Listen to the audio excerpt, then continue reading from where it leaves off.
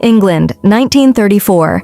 Behind the high walls of St. Matilda's School, an entire world exists within its own confines. The air is thick with the scent of waxed parquet, strict rules, and suppressed passions. At the heart of this secluded microcosm is Miss G, the swimming instructor. A true high priestess in her own small kingdom. To her students, she is more than just a teacher. She is the very embodiment of romance, freedom, and everything so achingly absent within the school's sterile walls. Her most devoted admirer is Dee Redfield, a girl with a strong will and a smoldering gaze, a mix of adoration and a passion beyond her years. They steal secret moments to smoke, discussing books, and for Dee, Miss G personifies an unattainable ideal. But this idyll is fragile. A rigid hierarchy reigns among the students. Dee, as the unofficial leader, demonstrates her power by humiliating a girl for improperly toasted bread. Into this well-oiled system, a foreign and exquisite element is introduced. News arrives of a new student, an aristocrat from Spain. The headmistress asks them to welcome her kindly, but a palpable tension already hangs in the air, foretelling a storm. The new girl is named Fiamma Coro. She arrives not timidly or with embarrassment as others do, but with a cold, almost detached dignity that immediately sets her apart. Her presence is like a crack in the lacquered surface of their world. In the dormitory, governed by its own rigid code, Dee immediately lays down the law. The newcomer is nobody here, and even her nightstand is under strict surveillance. Meanwhile, Miss G is conducting diving training. This is her sacred right.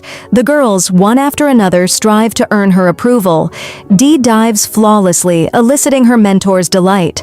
But when it is Fiamma's turn, something unexpected happens. She refuses to wear a swim cap, complains about the cold, yet her dive proves not merely good, it is perfect, surpassing even Dee's.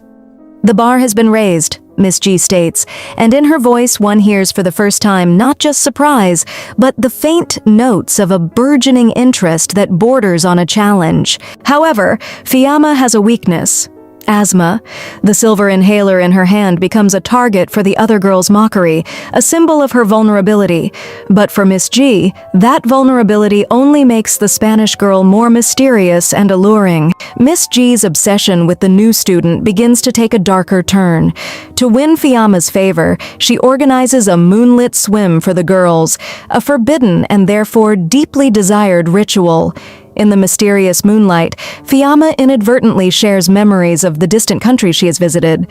Trying to keep up, Miss G interjects with her own fabricated memories of travels, but her stories sound stilted and bookish. The truth surfaces with cruel inevitability. During a lesson, attempting to impress Fiamma, Miss G recounts a dramatic story about her lover being dragged away by a crocodile in Africa. With a light, merciless smile, Fiamma finishes the story for her, pointing out that it is stolen word for word from a famous novelist. In the girl's eyes, confusion. In Miss G's eyes, panic and humiliation.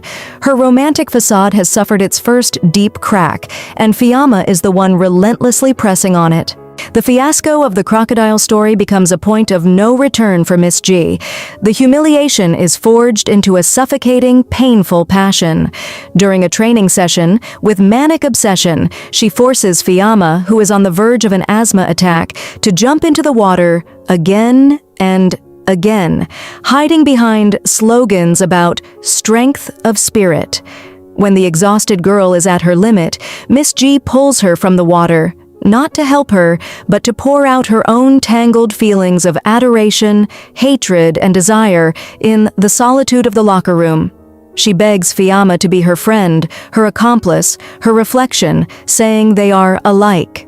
This is not a request, but the demand of a tormented soul desperate to claim another's vitality for itself. Fiamma responds with icy contempt. Her father will soon take her from this stinking hole, and all these pathetic games will be left behind. Fiamma's words, that the girls will one day leave Miss G, wound the teacher deeper than any knife. In desperation, she escapes to the town, and her behavior outside the school walls reveals a profound sociopathy. She twitches, mutters, utterly incapable of existing in the real world. She returns with a royal gift, a bun with tea, but for Fiamma alone. This gesture is the final line, which, once crossed, shatters the team completely and ignites in D a thirst for revenge. Miss G's obsession reaches a critical point. Seizing the opportunity while the girls are busy with their festivities, she leads the sleeping Fiamma to her room. The door to her room slams shut. What begins under the thin guise of a heart-to-heart quickly sheds its pretense. The space fills with an unbearable intimacy as Miss G's words twist into possessive fantasies, of journeys they would take together, of a connection that would eclipse all others. Her gestures, meant to be comforting, transform into unsettling claims on the girl's very being, violating both her physical and emotional boundaries. This unsettling scene is interrupted by D, who becomes an unwilling witness through the keyhole. For her, what she sees is not an act of violence, but proof that Fiamma has seduced her idol. The next morning, consumed by jealousy, D pours out her distorted version of events to Miss G. Instead of stopping her, Miss G sobs and rests her head on the student's shoulder, ultimately transforming D into her instrument. Revenge erupts instantly. D and her accomplices find Fiamma by the stream. The bullying begins, swiftly escalating into physical aggression.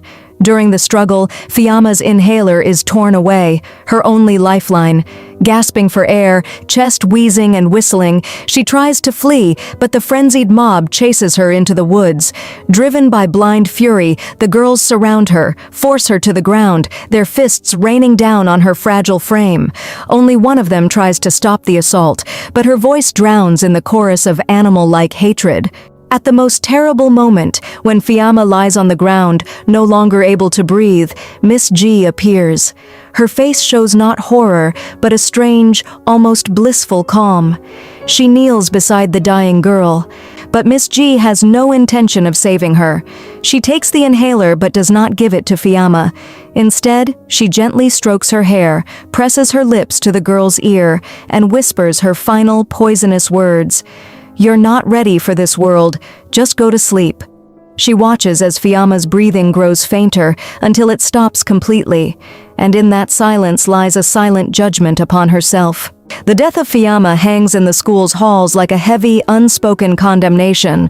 The idyllic little world so carefully constructed by Miss G has collapsed, exposing its rotten core. The girls, gripped by horror and remorse, no longer believe in their mentor. Miss G's attempt to convince them that they're better off without her meets a wall of silent alienation. D, her eyes finally opened, goes to the headmistress, only to be met with cynical indifference. The school's reputation matters more than the death of a student. Miss G is dismissed and vanishes into provincial obscurity. The girls receive a letter from D asking forgiveness for her departure and promising to write about her life. This isn't deception like Miss G's, but a sincere attempt to heal wounds. Yet the scars in their hearts will remain forever, a reminder of ideals' fragility and the poison of blind devotion.